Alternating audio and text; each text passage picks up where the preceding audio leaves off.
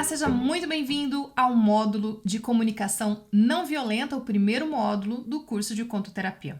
Nele, nós vamos ver o livro Comunicação Não Violenta. Você tem um PDF disponível para você, que é amplamente difundido nos grupos de comunicação não violenta.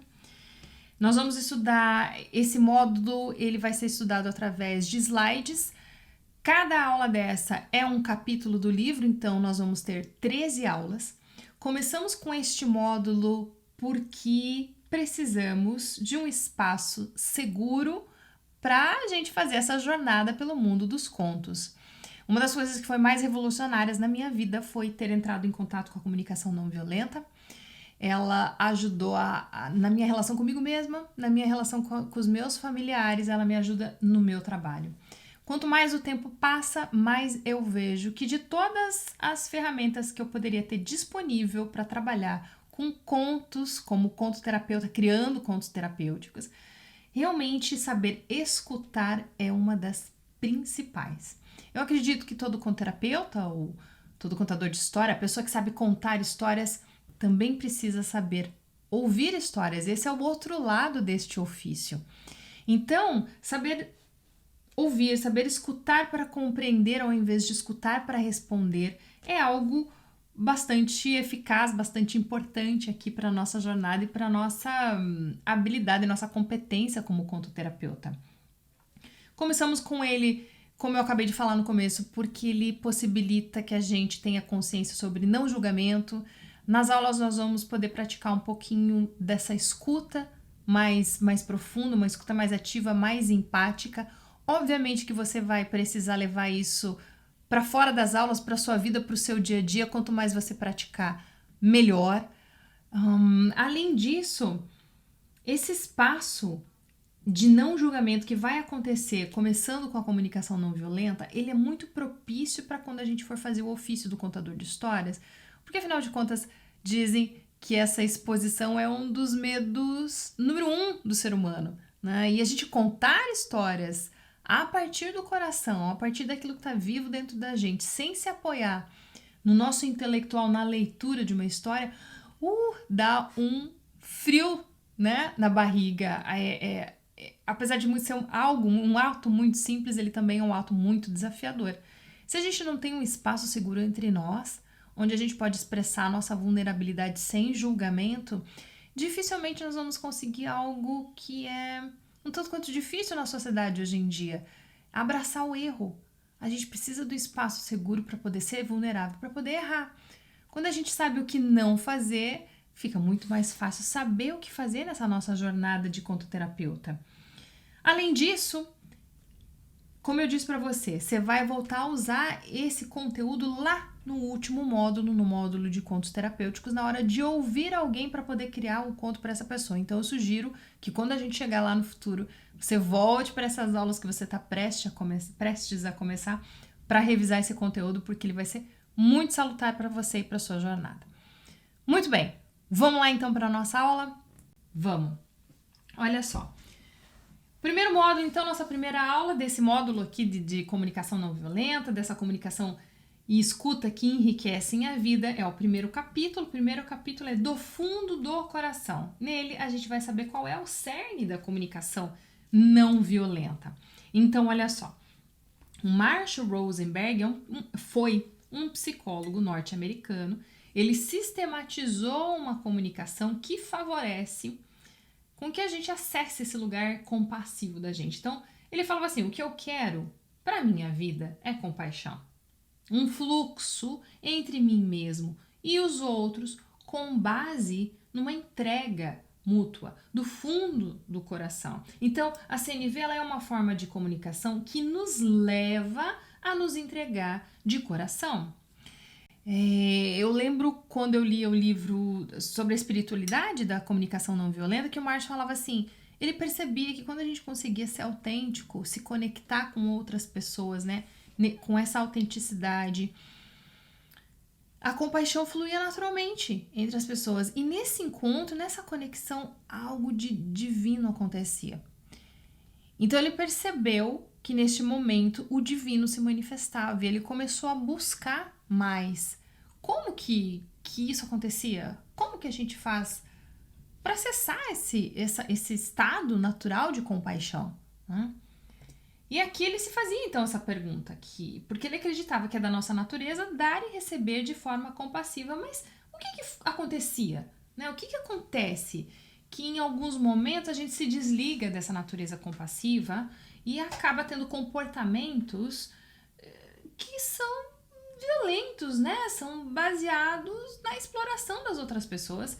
E o que acontecia em outros momentos que nos permitia que a gente permanecesse ligado à nossa natureza compassiva, mesmo nas circunstâncias mais penosas. E aí ele ficou impressionado, se perguntando isso, nessa busca dele por encontrar o divino, o quanto a comunicação, né, a linguagem, o uso das palavras tinha um papel crucial para esse espaço, esse florescimento da compaixão, esse fluxo. E aí é o que ele fala, né? Que uma das coisas que afeta a nossa capacidade de ser compassivo é a nossa linguagem.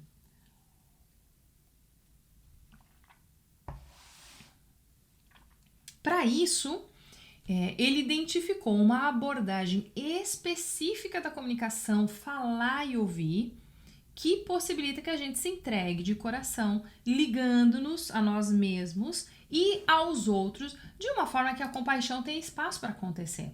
Quando ele está falando sobre comunicação não violenta, o não violenta aqui vem na acepção de Gandhi, que Gandhi atribuía isso, que é aquele estado compassivo natural quando a violência se afastou do nosso coração. Então é isso que ele está querendo dizer. E aí, a comunicação não violenta, ela traz uma proposta para a gente reformular a maneira pela qual nós expressamos e ouvimos os outros. O objetivo é que a gente se lembre de algo que a gente já sabe, de como que nós, humanos, poderíamos ou deveríamos nos relacionar uns com os outros. E aí ela nos ajuda a viver de modo que se manifeste concretamente esse conhecimento. Quando a gente utiliza a comunicação não violenta para ouvir as nossas necessidades mais profundas e a dos outros também, nós percebemos que os relacionamentos, eles vão para tem um novo enfoque. A gente percebe os relacionamentos por um novo enfoque. E aí, ao invés de a gente ficar tendo reações repetitivas, automáticas, a gente acaba ficando mais consciente daquilo que nós estamos percebendo, daquilo que nós estamos sentindo, daquilo que a gente deseja, né? Então, a comunicação não violenta, ela nos ensina a observar cuidadosamente e ser capaz de identificar aqueles comportamentos, aquelas condições que estão nos afetando. E aí a gente aprende a articular o que de fato a gente deseja numa determinada situação. Tem uma coisa muito importante que vale a pena a gente saber, é uma terminologia utilizada na comunicação não violenta que utiliza esses dois animais, a girafa e o chacal. E aí eu vou explicar para você rapidinho, antes de falar sobre o processo, antes de fazer a introdução do processo da comunicação não violenta em si, sobre esses dois símbolos, digamos, esses dois animais, porque daí a hora que a gente falar lá na frente, a gente já sabe, todo mundo já sabe o que significa. Então, olha só, na comunicação não violenta a gente tem a girafa sendo utilizada, ela é utilizada como um símbolo na comunicação não violenta, e a gente tem o chacal. O chacal aqui, ele é usado para representar aquela parte de nós mesmos que pensa, que fala, que age de uma maneira que nos desconecta da nossa consciência em relação aos nossos sentimentos, em relação às nossas necessidades, bem como dos sentimentos e das necessidades dos outros.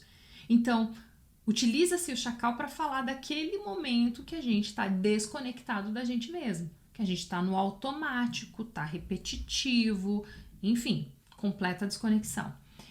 E a girafa, nesse caso, na comunicação não violenta, ela é utilizada porque ela é dos animais terrestres, ela é aquele que tem o maior coração. E aí essa altura da girafa permite que ela tenha uma longa visão, proporcionando uma consciência maior das possibilidades futuras, né? E das consequências dos nossos pensamentos, das nossas palavras, das nossas ações. Então, com uma linguagem que enfatiza a expressão dos sentimentos, das necessidades, isso significa que a comunicação não violenta, ela está nos convidando a expressar, ele está nos convidando a colocar a nossa vulnerabilidade, a trazer ela, a colocar ela na mesa, mas transformar essa vulnerabilidade em força.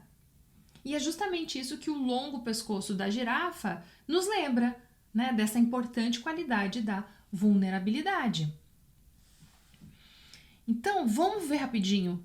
Nós vamos, no decorrer das aulas, nós vamos nos aprofundar em cada um desses processos, dos obstáculos da empatia, enfim, nós vamos mergulhar. Mas só para a gente saber do que se trata, o processo da comunicação não violenta, ele nos permite chegar, né, num desejo mútuo de nos entregar de coração através de 4 componentes. Então, esse processo da CNV ele é conhecido por 4 componentes. O primeiro componente tem a ver com a observação. A gente observa o que de fato está acontecendo, né? E a gente quer ser capaz de articular essa nossa observação sem fazer nenhum julgamento ou avaliação. O segundo componente tem a ver com os sentimentos, né? A gente vai identificar como que a gente está se sentindo ao observar uma determinada ação. Será que a gente está magoado? Será que a gente está assustado? Será que a gente está alegre, irritado?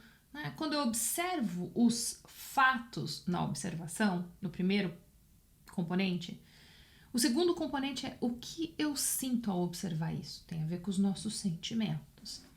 O terceiro componente, ele vai convidar que a gente reconheça quais as nossas necessidades que estão ligadas aos sentimentos que nós identificamos. Vai ter muito a ver com os nossos valores. É extremamente importante ligar sentimentos às necessidades, porque cada necessidade diferente que a gente tem vai despertar diferentes sentimentos. Por fim, o quarto componente tem a ver com pedidos, né? É um pedido bem específico. Esse componente, ele vai enfocar o que a gente está querendo para outra pessoa para enriquecer a nossa vida. Então, a essência da comunicação não violenta, ela está na consciência desses 4 componentes e não necessariamente nas palavrinhas que a gente vai escolher para expressar. Claro que aqui, isso é bem importante. Claro que aqui a gente está tornando esse processo algo sistematizado. Né? A gente está quebrando ele em pequenas partes para poder compreender ele. Vai chegar um momento que ele vai parecer robótico, ou ele pode parecer robótico, pode parecer muito, muito distante, muito difícil, muito superficial, não natural. E é comum isso acontecer. Até que a gente está uma vida inteira condicionado a se comunicar de uma forma onde a gente não expressa o que a gente está sentindo, porque se a gente for vulnerável, essa vulnerabilidade pode ser usada contra nós. A gente está uma vida inteira acostumado a buscar fora a razão dos nossos desconfortos. É muito desafiador buscar dentro a razão dos nossos desconfortos. Então, de repente, você chega e tem uma sistematização de uma comunicação, você vai ter que pensar, observar, construir, se comunicar, construir frases de uma forma diferente. Num primeiro momento, isso é bastante desafiador. Bastante desafiador. Mas eu garanto para você, e isso é muito importante que você tenha em mente, não é sobre as palavras, não é sobre, eu fiz certinho, observação, sentimento, necessidade, pedido, claro, tem que ser nessa ordem, tem que ser desse jeito. Não é sobre isso, é sobre a consciência que isso promove. Então é importante a gente deixar isso claro, ok? Então, em resumo, o processo da comunicação não violenta tem a ver com as ações concretas que nós estamos observando e que afetam o nosso bem-estar. Como que nós nos sentimos em relação ao que a gente está observando, as necessidades, os valores, os desejos que estão gerando esses sentimentos e as ações concretas que eu gostaria que acontecessem para que a minha vida se enriqueça. Vamos para o exemplo? Então vamos. Olha ali, eu coloquei Numa coluna, o chacal, como que provavelmente o chacal se comunicaria e como que a girafa se comunicaria, porque querendo ou não, a comparação ela ainda é uma maneira de a gente adquirir consciência.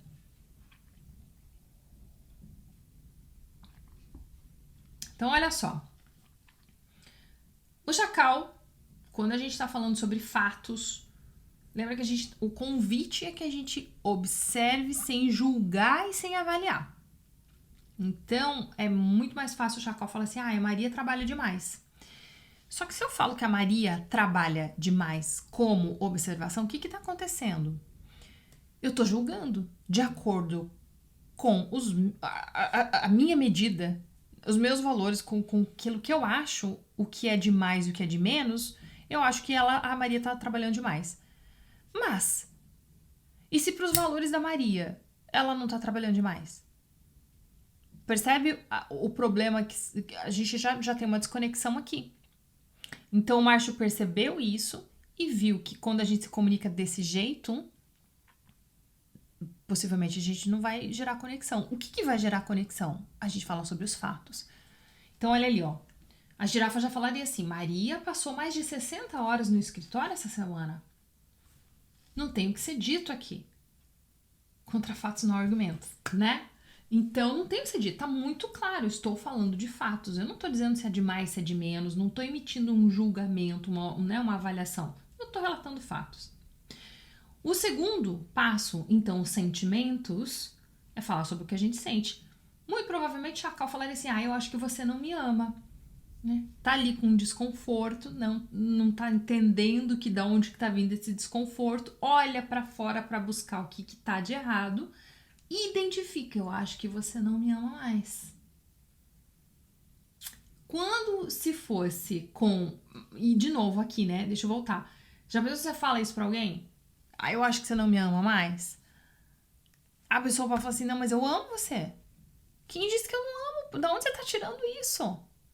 Percebe? E outra, como que você pode dizer o que o outro tá sentindo? A única coisa que a gente vai conseguir acessar é o que a gente tá sentindo. O universo que é outro ser humano, só ele para saber. E aí, por isso, a gente vem aqui, por exemplo, da girafa. Então, eu estou triste e me sentindo angustiado. Veja, eu falo de mim. Não há o que ser dito aqui. Eu estou falando de mim e não do outro. Então, quando a gente expressa sentimento, a gente vai buscar pesquisar o que a gente está sentindo. Vamos para o terceiro exemplo. Necessidade, valores. O Chacal provavelmente falaria assim, eu me sinto frustrado quando você chega atrasado. Mas o convite na comunicação não violenta é que a gente ligue a nossa necessidade com o que a gente tá precisando. Vamos ali, por exemplo. Então, olha, ó, sinto-me frustrada quando você chega atrasado. Por quê? Porque eu esperava que a gente conseguisse poltronas na primeira fila. Ana, preciso falar tudo isso? Deixa eu explicar para você por que é interessante, por que vale a pena você fazer esse esforço. Veja, você não tá frustrado porque a pessoa chegou atrasada. Ana, mas é óbvio que eu tô frustrado porque ela chegou atrasada. Você tá frustrado porque você tinha uma necessidade, a necessidade de sentar na primeira fila. Se isso não fosse importante para você, se você não tivesse o desejo de sentar na primeira fila, se qualquer fila estivesse de boa para você, a pessoa chegar atrasado não ia deixar você frustrado. Percebe a sacada? Esse é um ponto muito importante. A gente ligar os nossos sentimentos às nossas necessidades. E não necessariamente a ação dos outros. A ação dos outros é o gatilho que faz a gente ter consciência do que nós precisamos ou não. E aí se a gente tem os nossos sentimentos atendidos, as nossas necessidades atendidas, muito provavelmente os sentimentos serão muito agradáveis. Quando a gente tem as nossas necessidades não atendidas, consequentemente, os sentimentos são desagradáveis. Então, não é o que a pessoa faz, é o que eu preciso ou não preciso, é o que eu desejo ou não, é o que é importante para mim ou não, que vai ativar o que eu sinto. Por isso é muito importante nessa parte das necessidades a gente ligar o que sente com o que está precisando, né? A consequência. E por fim, O Chacal poderia fazer um pedido um tanto quanto equivocado. Eu gostaria que você demonstrasse respeito por minha privacidade. Ele é equivocado porque, de repente, para outra pessoa, ela tá demonstrando respeito pela sua privacidade. Você precisa falar sobre ações. O que você realmente está precisando? Então, olha ali o exemplo. Eu gostaria que você concordasse em bater na porta antes de entrar no meu escritório. Percebe que aqui é um pedido claro? Eu gostaria que você concordasse em bater na porta antes de entrar no escritório. Como que é isso para você? É bem diferente de falar assim, escuta, eu quero que você respeite a minha privacidade. Às vezes, para a pessoa entrar no escritório sem bater, não tá dentro da noção dela de privacidade. Talvez para ela é normal, vai saber, cada um cresce numa família, numa cultura de um jeito, entende? Então, na hora de fazer pedidos, a gente precisa fazer pedidos claros. E assim a gente chega ao final desta primeira aula. Espero que você tenha gostado. Vamos para a próxima.